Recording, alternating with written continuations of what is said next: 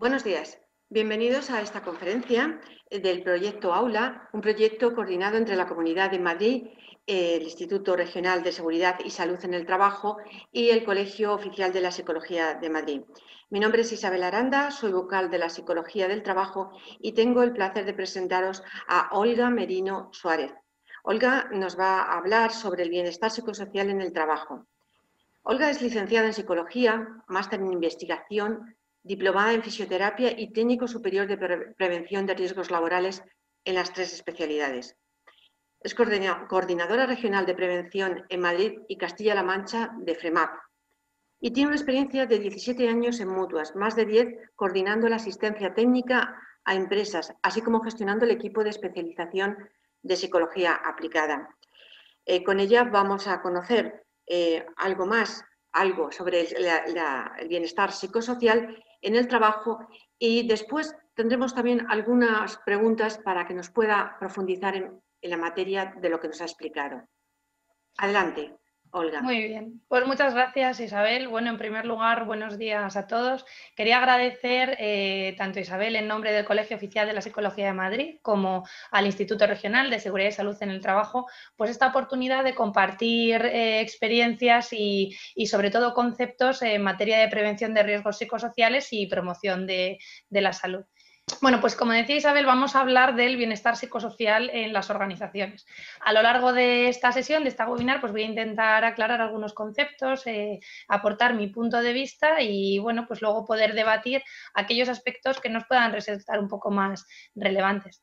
En primer lugar, para poder hablar del bienestar psicosocial en las organizaciones, creo que es fundamental poder contextualizar el concepto y entender cómo viene necesariamente de la mano de una prevención de riesgos laborales. Es decir, si hablamos de la escala de necesidades de Maslow y hacemos una analogía, igual que no podemos hablar de determinadas necesidades de carácter un poco más superior, como pudieran ser las de realización, sin tener unas necesidades primarias básicas cubiertas, ¿no?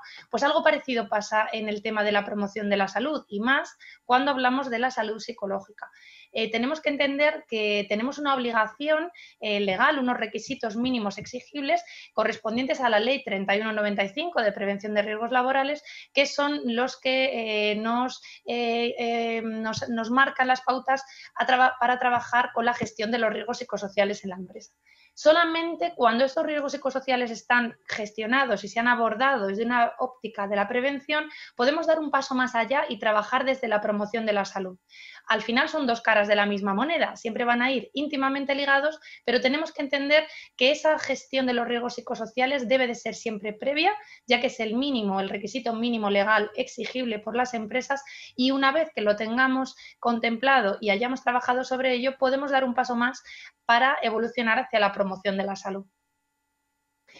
En lo referido a los riesgos psicosociales y a la gestión del estrés y de los otros riesgos psicosociales fundamentales, habrá otras webinars al respecto donde podremos profundizar y seguro que nos van a dar mucha más información, pero sí que quería recalcar y hacer una pequeña reflexión porque normalmente nos referimos a ellos como esos riesgos emergentes. Cuando hablamos de riesgos emergentes, no queremos decir que sean riesgos novedosos, no son riesgos que hayan surgido ahora, sino que llevan presentes toda la vida. Porque cuando hablamos de los factores de riesgo psicosocial, todos sabemos que nos referimos a aquellas condiciones organizativas, de ordenación de los contenidos y de las tareas del trabajo que pueden potencialmente llegar a producir un daño, una afectación en la salud del trabajador. Pues bien, la propia definición de los factores de riesgo psicosocial, de esas condiciones psicosociales que evaluamos y que intentamos abordar para gestionar de la forma más adecuada, llevan presentes toda la vida porque forman parte de la propia definición del ámbito laboral. Es decir, cuando hablamos de esas condiciones de trabajo, como por ejemplo el tipo de horarios y de turnicidad, el tipo de liderazgo, el tipo de sistemas de promoción que hay, el contenido o la carga de rol o de la tarea, en realidad estamos hablando de la definición per se del propio trabajo, con lo cual no se concibe sin este. Decimos que son emergentes porque el interés es emergente, es decir, gracias a haber evolucionado positivamente en el resto de disciplinas técnicas de la prevención, pues hemos avanzado en seguridad, hemos avanzado en higiene industrial, hemos avanzado mucho en ergonomía, podemos llegar a abordar los riesgos psicosociales, porque digamos que sería un escalón más allá. Es decir, vamos a abordar todas aquellas condiciones que eviten los daños sobre la salud de los trabajadores y que fomenten su bienestar, en lo referido a las condiciones organizativas. A mí concretamente hablar de riesgos psicosociales me gusta especialmente porque tienen una doble vertiente. A diferencia de otros riesgos, de otras disciplinas técnicas, las condiciones psicosociales de estar bien gestionadas pueden ser un elemento positivo y un elemento motivador no solamente para el rendimiento, sino también para la salud. Es decir, cuando hablamos de una condición que no está bien estructurada o no está planteada adecuadamente como una sobrecarga en la estructura de trabajo, hablamos de un potencial daño a la salud. Pero cuando esa carga está ajustada, puede ser un elemento estimulador, un elemento motivador y un elemento de cohesión del trabajador a la compañía. Con lo cual creo que son unas condiciones excepcionales que nos dan lugar a muchas oportunidades de trabajo.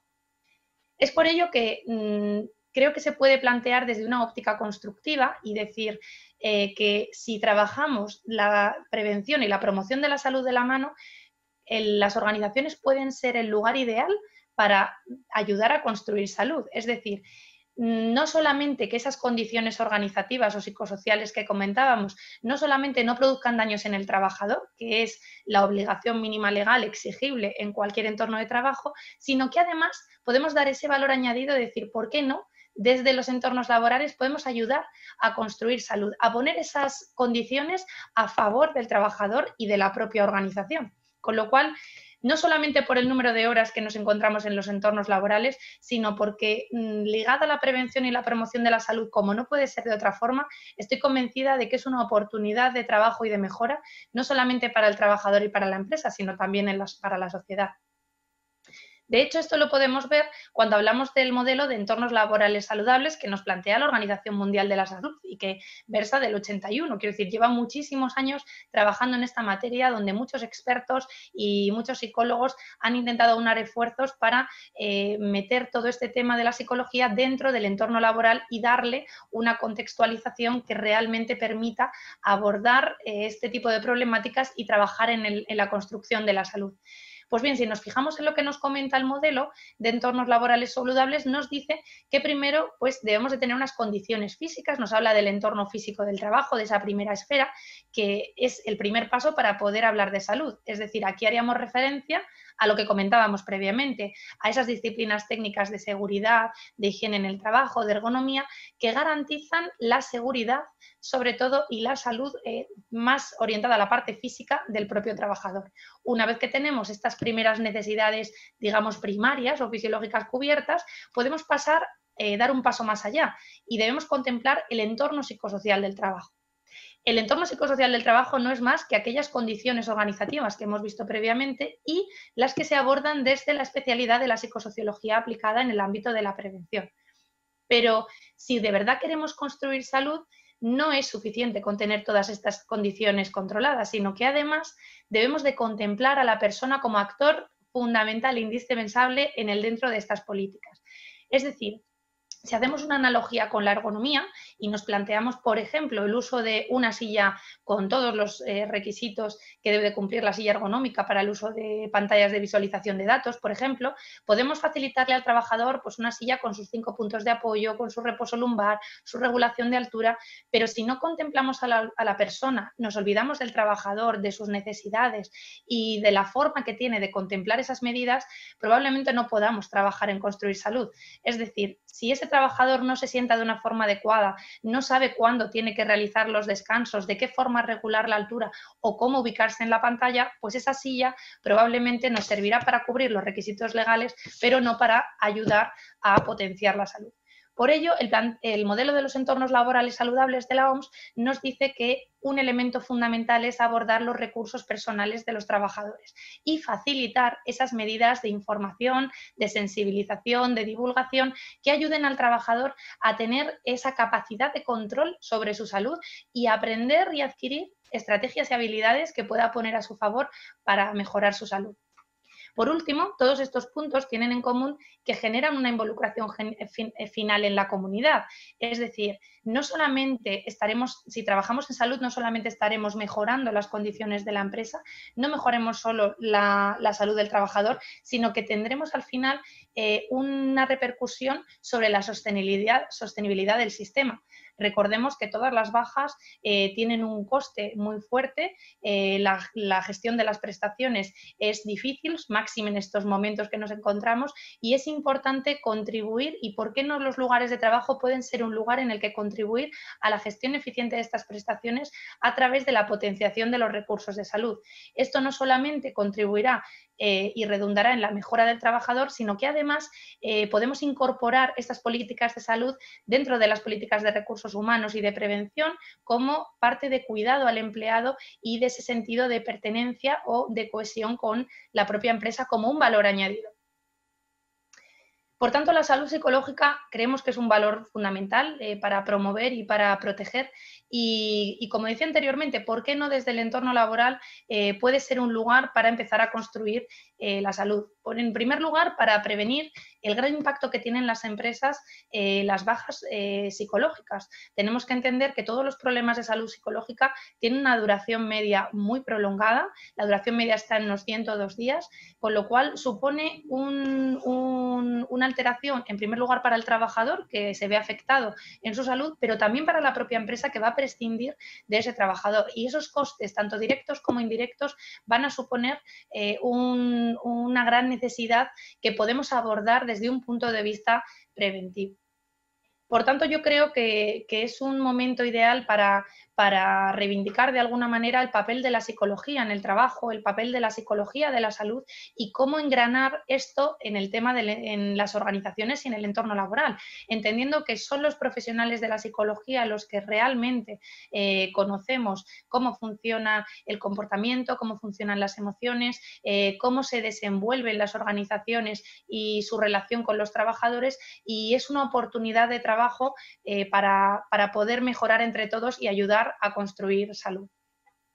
Pues bien, todas estas políticas que comentábamos suelen ir orientadas a si podemos elegir, es decir, ¿el trabajador tiene alguna capacidad de decisión sobre su salud? Como decíamos previamente, en el modelo de entornos laborales saludables que nos planteaba en la Organización Mundial de la Salud, el trabajador tiene un papel fundamental, es actor principal y debe de estar necesariamente implicado en la construcción y el cuidado de su propia salud, ya que no podemos fragmentar la salud dentro y fuera del trabajo, somos personas y los hábitos que adquiramos nos van a repercutir tanto en nuestro trabajo como en nuestras vidas personales. Por ello, todas estas estrategias, estas actuaciones que se lleven a cabo en promoción de la salud suelen ir dirigidas, pueden ir dirigidas a muchos campos, pero normalmente se centran en abordar habilidades y estrategias de pensamiento, de emoción y de conducta, lo que llamamos la cadena PEC, ¿no? Poder trabajar sobre todos aquellos pensamientos distorsionados, sobre la gestión emocional, tanto en dar información sobre la importancia de las emociones, sobre el impacto que tienen en nosotros y en cómo se presentan, como en estrategias para regular y canalizar esa expresión en la manera y en el tiempo adecuados. Por último, también hay un último grupo de estrategias y de actividades, tanto divulgativas como formativas, que se centran en la parte más comportamental, la parte más conductual, bien a nivel de relaciones con compañeros, con superiores, como de la propia persona. Pues bien, son elementos donde podemos fomentar, podemos trabajar. Desde la psicología sabemos que son habilidades que son aprendibles, podemos ir avanzando en su conocimiento siempre desde una necesaria información y formación. Con lo cual, entendemos que dentro de este campo, y de aquí el proyecto Aula y la gran labor que se está haciendo para divulgar y sensibilizar a todas las empresas y trabajadores sobre la importancia de preservar y fomentar la salud psicológica, sobre todo en el entorno laboral. Queríamos aprovechar para comentar y poner a disposición de todo el mundo pues esta guía que publicamos ya el año pasado entre FREMAP y el Colegio Oficial de la Psicología de Madrid, donde se recaban estos últimos temas que comentábamos de estrategias, habilidades, pequeños ejercicios y pautas para que todo el mundo pueda acceder, pueda conocer y sepa cómo poder mejorar en el ámbito de la salud emocional. Está compuesto por una guía que aparece en el enlace que se presenta en pantalla y que está totalmente abierto y a disposición de todo aquel que entienda que puede ser de su interés. Y además disponemos pues, de estos vídeos y audios que van enfocados igualmente a abordar las diferentes estrategias o informaciones que podemos facilitar a los trabajadores en la salud emocional. Creo que esto resume un poco lo que queremos remarcar sobre la importancia de la salud psicológica en el ámbito laboral, dejando muy claro que debe de ir ligada siempre de la prevención de los riesgos laborales, es una parte esencial que debemos de tener cubierta, pero que además podemos dar un paso más allá y trabajar en promoción de la salud. Creo que la psicología es un aliado excepcional en estos momentos y de la mano de las empresas podemos ayudar a construir salud y fomentar toda la salud psicológica que ahora nos hace tanta falta. Así que por mi parte, Isabel, lo dejo contigo. Pues muchas gracias, Olga, por esta sucinta y clara intervención, ¿no? Has hecho una exposición realmente muy cercana y muy concreta, ¿no? Y claro, nos ha levantado ciertas preguntas, ¿no? Ciertas cuestiones para poder debatir, para ampliar lo que estamos hablando. Por ejemplo, has hablado de aportar valor añadido para construir salud, de que las empresas pueden aportar ese valor añadido.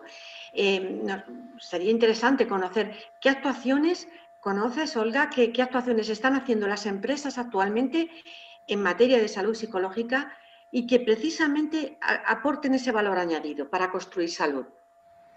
Pues muy buena pregunta, Isabel. Yo creo que la experiencia de las empresas está siendo la que avala los resultados, ¿no?, que luego nos ofrecen, pero enfocado en esos tres grandes grupos que decíamos de estrategias y habilidades, formaciones e informaciones en ámbitos de manejo de pensamientos, de gestión de emociones o de conductas, pues al final están intentando repercutir en la salud del trabajador. Normalmente viene trabajado siempre de la mano de la prevención de riesgos laborales, pero cada vez más se empieza a integrar en el propio área de vigilancia de la salud. Es decir, ¿por qué no incluir en la vigilancia de la salud, que normalmente contempla casi exclusivamente o de forma prioritaria la salud física de los trabajadores? ¿Por qué no incluir la salud psicológica y emocional si sabemos la gran repercusión que tiene?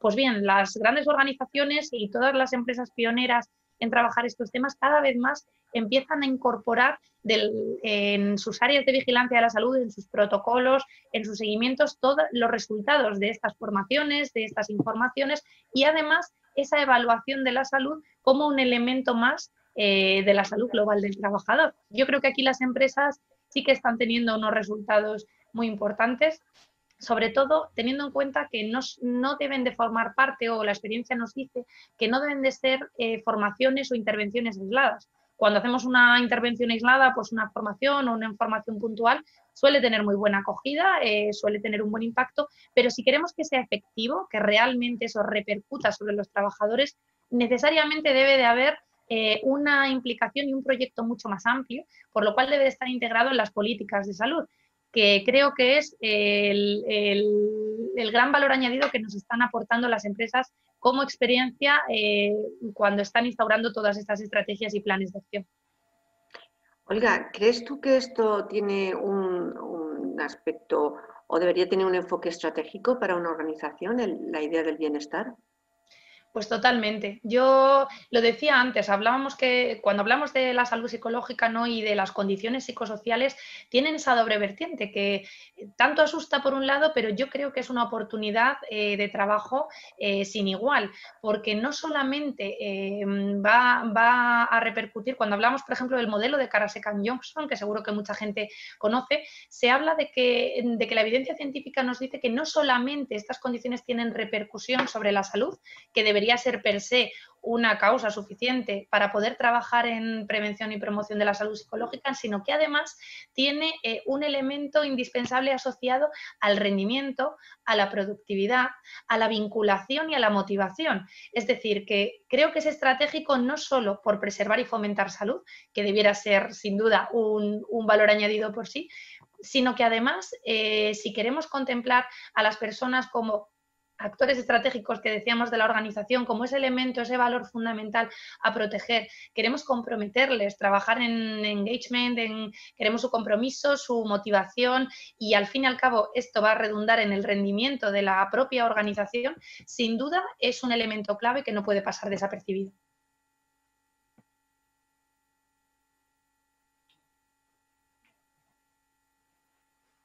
A Isabel creo que no se oye. El audio está desactivado, creo. Te estoy viendo ahí. ¿Me puedes oír ahora? Ahora. Sí, perfecto. Estamos viendo que para las organizaciones es un aspecto estratégico, es un aspecto clave en el bienestar de sus trabajadores y que además, bueno, pues hay un requerimiento legal para ello. Pero ¿y los trabajadores? ¿Qué respuesta están dando a estas actuaciones que tienen que ver ya no solo con su salud fisiológica, que parece que se asimila con facilidad, sino al hecho de la salud psicológica? ¿Cómo están respondiendo? Pues la verdad que es curioso y me gusta que me hagas esta pregunta porque llevamos trabajando en el tema de informaciones y divulgación a trabajadores desde hace más de 8 años y la respuesta que hemos tenido por su parte desde el primer momento nos sobrecogió porque nos encontramos una receptividad tremenda. La gente está deseando poder abordar estos temas, en primer lugar, porque entienden que son parte activa de su propia salud, porque lo valoran como un cuidado de su organización hacia ellos, como algo más allá de lo que la organización debe de hacer y sobre todo, y lo más importante, porque ven la aplicabilidad que esto tiene en su vida personal. Y ese es el factor clave, que cada vez más afortunadamente las empresas se están lanzando y se están apuntando a hacer todo este tipo de actuaciones estratégicas y mejorar la salud psicológica, pero los trabajadores tienen una buena receptividad porque entienden que esto les es útil para su vida profesional, pero también para la personal, porque como decía antes, cuando hablamos de salud y sobre todo de salud psicológica, estamos hablando de una salud transversal que nos va a afectar esa forma de visualizar, de afrontar la adversidad, de gestionar el estrés, de encarar los problemas, de canalizar las emociones, de gestionar nuestros pensamientos. Nos va a servir para nuestra vida laboral, pero lo que nos es más importante probablemente también nos va a tener una gran repercusión en nuestra vida personal. Muchas veces se habla del desarrollo de personas, ¿no? El desarrollo del potencial humano. Ahora mismo podríamos pensar que el desarrollo de esta capacidad de afrontamiento, de esta capacidad de utilizar los propios recursos, sería una forma óptima de desarrollar el potencial del trabajador. Totalmente de acuerdo. Yo creo que la salud es un elemento indisociable de nuestra forma de comportarnos y de nuestra forma de rendir. Si yo no me encuentro bien, es muy difícil que yo pueda rendir bien, que pueda ser productiva, que pueda ser eficaz, eficiente en mi trabajo, pero cuando todas estas habilidades las ponemos a favor del trabajador, le damos esas herramientas y esos recursos para que él mismo sepa mejorar sus capacidades, al final la experiencia nos dice que eso siempre va a ir a favor de su potencial como persona, probablemente de la involucración que va a tener en la empresa y además de la gran importancia que puede tener a la hora de orientar su desarrollo profesional y de poder sentir una mayor autorrealización en el trabajo. Has comentado que las medias de las bajas de carácter psicológico, de salud psicológica, están en torno a 102 días. Pero ¿cómo son de frecuentes estas bajas? Bueno, pues en realidad el índice de procesos, que es lo que nosotros hablamos cuando ponemos en comparativa, ¿no?, sobre los procesos por cada 100 trabajadores, pues no es muy elevado, está en torno al 2, 1,5, dependiendo. Hay un impacto diferencial, tal cual dice la evidencia científica en el ámbito de la salud de la psicología, según el sexo, según seamos hombres o mujeres, pero no, el mayor problema no es tanto por índice, no hay tanta afectación numérica, pero el problema problema es que las bajas son tan largas que generan muchísimos problemas para la persona, por supuesto, y para las entidades, que se ven obligadas a tener que reemplazar a ese trabajador, que muchas veces no es posible porque pueden sustituirlo por otra persona, pero probablemente sus conocimientos y sus funciones no lo son. Entonces, a nivel de procesos no es muy elevado, pero a nivel de duración de días de baja, y esto es un dato muy curioso, es la segunda causa que genera mayor duración de días de baja en cuanto a naturaleza de la patología. En primer lugar se encontrarían los trastornos musculoesqueléticos y en segundo lugar las bajas de salud psicológica, que cada vez más dicen que es la enfermedad del mañana, yo creo que es la enfermedad del hoy y sé que es algo que si podemos trabajar y construir ahora podremos fomentar que no tengamos este tipo de bajas tan largas y tan costosas para las personas, para las empresas y para la sociedad en un futuro. Bueno, estamos hablando entonces de una incidencia realmente muy relevante para las empresas, porque estamos hablando de la segunda causa de baja. Eso es. Es realmente impactante. ¿Y qué pueden hacer las empresas precisamente ante un potencial problema de salud psicológica? Pues bien, esa pregunta, Isabel, me parece muy relevante y yo creo que va al hilo de una de las muchas cosas que entre todos los profesionales y expertos que estamos entregados a este tema, pues debemos de intentar mejorar. Porque el problema de las bajas de salud psicológica es que según la propia definición del artículo 156 de la Ley General de Seguridad de Salud, de Seguridad Social, perdón, ya nos está diciendo que para que sea accidente de trabajo, al no estar metido en el cuadro de enfermedades profesionales de momento, esperamos que haya cambios, ya sabéis, con el síndrome de burnout en breve, pues debe ser definido como un accidente de trabajo. Para ser definido como accidente de trabajo tiene que haber una vinculación causal y exclusiva con el ámbito de trabajo.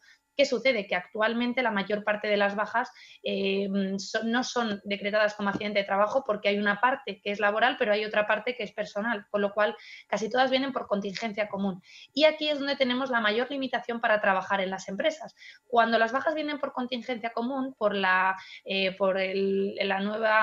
nuevo Reglamento General de Protección de Datos, tenemos la gran limitación de que la empresa desconoce la etiología de la baja, a no ser que voluntariamente el trabajador, que no suele ser el caso no suele ser frecuente, vamos, en estos casos, quiera voluntariamente decirle a la empresa cuál ha sido su problema de salud. Con lo cual, aquella empresa que quiera trabajar no puede hacerlo desde un punto de vista reactivo, ni siquiera de esa prevención secundaria, porque no va a tener información fidedigna sobre qué bajas psicológicas está teniendo. Tendrá otros indicadores, tendrá indicadores pues, de bajas, de rotación, de absentismo, podrá utilizar la evaluación de riesgos psicosociales para ver cómo pueden afectar potencialmente tus condiciones de trabajo a la salud de los trabajadores, pero no va a tener esa información, con lo cual es muy difícil incluso cumplir con la propia ley que nos dice que hay que adaptar el puesto cuando hay unas bajas de larga duración a la persona. Esto nos deja solamente un escenario de trabajo preventivo. Yo creo que de ahí la importancia de esta webinar y de otras que estamos haciendo, en trabajar desde el bienestar psicosocial, de trabajar desde el punto de vista preventivo y de promoción de la salud voluntaria para todas las empresas, porque no vamos a poder hacerlo de una forma reactiva, ya que hay una incompatibilidad entre ese deber y esa garantía de protección de la salud de las empresas con el derecho a la confidencialidad de los datos. Y yo creo que aquí tenemos que aunar criterios, creo que profesionales de la salud, del derecho, de la psicología, debíamos de intentar generar nuevos escenarios que permitan al empresario poder garantizar esa salud y poder adaptar el puesto cuando hemos perdido esa salud psicológica por algún motivo. De momento, pues desde el campo de la prevención y promoción de la salud, creo que tenemos muchísimo que hacer. Está claro que es la línea clave, ¿no? Porque no disponemos de datos, tal y como lo estás planteando, es que realmente no hay datos que nos permitan saber cuántos trabajadores están de baja debido a un tema psicológico. Bueno, claro, entonces, con respecto a la situación que estamos viviendo del COVID-19, que entendemos que tiene un impacto en la salud psicológica, suponemos que bastante importante, ¿tenemos datos sobre ello? Pues bueno, nosotros sí que estamos sacando datos. Yo creo que probablemente a nivel de Big Data sí que podemos sacar datos disociados, donde obviamente no podamos, los que no pueden tener datos son las empresas, porque al final, sobre todo en organizaciones más pequeñas, es muy difícil garantizar la confidencialidad y el anonimato de los datos si disgregamos esa información. Pero a nivel de Big Data, pues grandes compañías, mutuas, administración pública y salud, sí que yo creo que tenemos que seguir aunando esfuerzos. Nosotros estamos avanzando mucho en poder facilitar esa información, pero creo que lo que sí que tenemos claro es lo que nos dice la evidencia. Nos está diciendo que las asistencias por psicología, y esto el Colegio Oficial de la Psicología de Madrid seguro que desde el ámbito de la salud tiene mucha más información y nos puede ampliar, pero sí que es cierto que las consultas psicológicas por incapacidad temporal están subiendo. La realidad es que nos estamos encontrando con que se están aflorando patologías previas o incluso muchas que estaban latentes. Personas que tenían alguna posible patología pues probablemente bien regulada o que no había llegado a aflorar, pues en estos momentos se ha disregulado de alguna forma, se han disparado y está habiendo una afectación muy fuerte. No solamente, primero por el tema del afrontamiento emocional, las personas no habían tenido, muchas de las personas que estamos viendo de baja hasta ahora no habían tenido la necesidad de afrontar de una forma continua emociones de índole más negativa, ¿no? Cuando hablamos pues de frustración, de tristeza, cuando estamos hablando de manejar la ira, de las reacciones como puede ser la ansiedad, se están viendo con mucha frecuencia y están impactando en gente que normalmente no solía tener estos problemas porque quizá no se habían enfrentado a esta situación. Se está poniendo en juego todos los recursos de las personas ante el manejo de la adversidad y esto tiene una repercusión muy importante en las empresas, no solamente por lo que decíamos de esta duración tan prolongada de los procesos, sino porque además se está viendo comprometido, y esto es algo muy curioso que se está observando y que sería bueno poder hacer un estudio más objetivo y más estructurado sobre ello, se está viendo comprometido de alguna forma ese sentido de pertenencia y de vinculación con la organización. Entonces, las nuevas medidas, como es facilitar el trabajo a distancia, el teletrabajo, suponen sin duda una oportunidad esencial para el desarrollo de las personas, para la conciliación y de las organizaciones. Pero debemos plantearnos si realmente estamos preparados para ellos, si sabemos gestionar ese compromiso, esa relación con la empresa, ese liderazgo que en muchos casos era muy directivo, muy autoritario, si realmente está alineado con las necesidades de la nueva situación. Y lo que nos encontramos es que hay una percepción de distanciamiento por parte de las personas que se encuentran de baja de sus empresas, de no saber mejor manejar esta situación y además de repercusión en su vida personal, porque ese rol que tenían laboral, esa parte de realización, ese espacio que teníamos en el tiempo y lugar de trabajo, pues de alguna manera tenemos que volver a reubicarlo e integrarlo dentro de una estructura diferente. Pero sin duda hay un aumento, hay un repunte de la incidencia de las patologías de salud psicológica y se espera que vaya más si vamos a continuar con esta situación. Olga, ¿podrías dejar de compartir la pantalla, por favor, Sí. para que te veamos en pantalla entera? Genial. Quería hacerte una pregunta al hilo de lo que estás comentando. ¿Qué ha supuesto? Claro, el teletrabajo supone que ese apoyo social en la interacción diaria, el café, los buenos días o el que te molesten, ¿no? que te corten en tu trabajo, pero esa interacción social en el teletrabajo no existe como tal, más allá de la llamada o de la reunión. ¿Cómo puede estar afectando, si es que afecta, al bienestar psicológico en la modalidad del teletrabajo? Es decir, desde la experiencia que ya tenemos, ¿el teletrabajo ayuda a tener un mayor bienestar psicológico o no ayuda?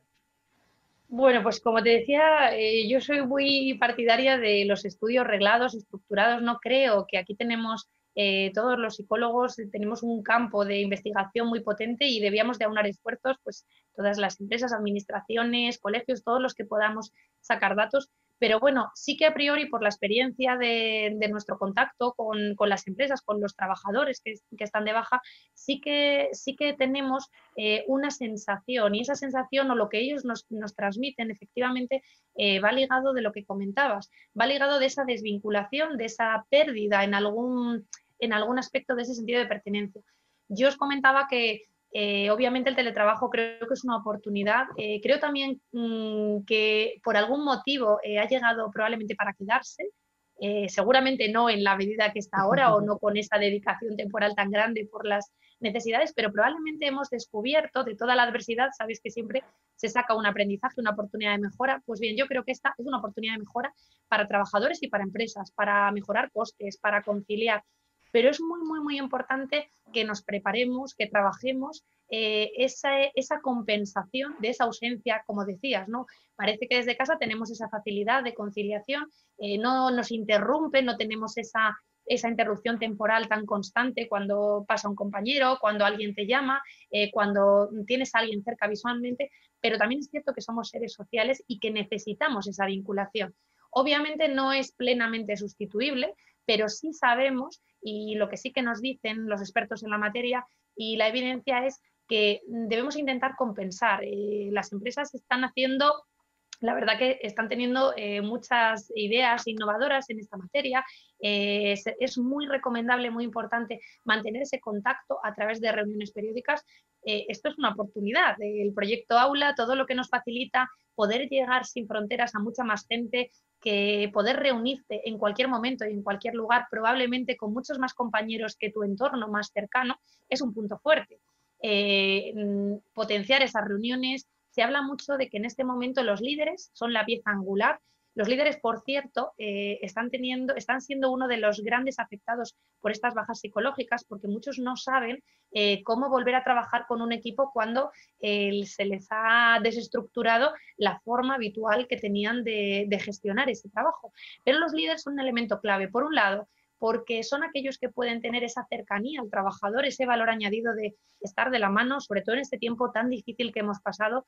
Cuando el empleado percibe y cree que es una realidad, que su empresa se preocupa por él, probablemente eso sea un elemento de enganche, un elemento de motivación, un elemento de valor que él da a su organización. Entonces, creo que es el momento en el que las organizaciones deben de estar más centradas que nunca en las personas y trabajar ese liderazgo desde el punto de vista de la persona más emocional y menos directivo. Es decir, aprovechar las tecnologías pues para esas reuniones, esos cafés virtuales. Hay empresas que dicen, pues vamos a hacer un café virtual en el que durante 5 o 10 minutos, no hace falta más, podemos hablar de otros temas, de cómo nos encontramos, de compartir, lanzar proyectos y trabajos en equipo, que normalmente siempre venían a colación de reuniones y era muy difícil a veces encontrar ese tiempo, ese margen temporal, ese espacio, cuando se trataba de otros compañeros que estuvieran en otras ubicaciones geográficas. Gracias a esto podemos fomentar el trabajo de equipo, que sabemos que genera un sentido y un orgullo de pertenencia, implicar a los trabajadores en los procesos, fomentar la participación,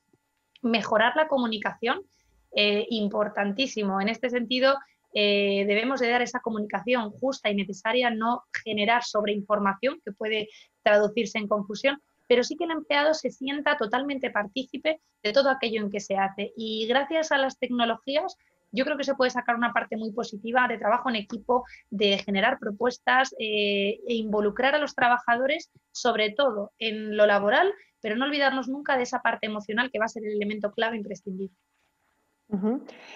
Olga, por ir terminando la exposición, en relación al bienestar psicosocial, ¿qué tres grandes o tres ideas claves dirías tú con respecto a la empresa, ¿no? ¿Qué puede hacer la empresa para generar ese bienestar psicosocial en el trabajo?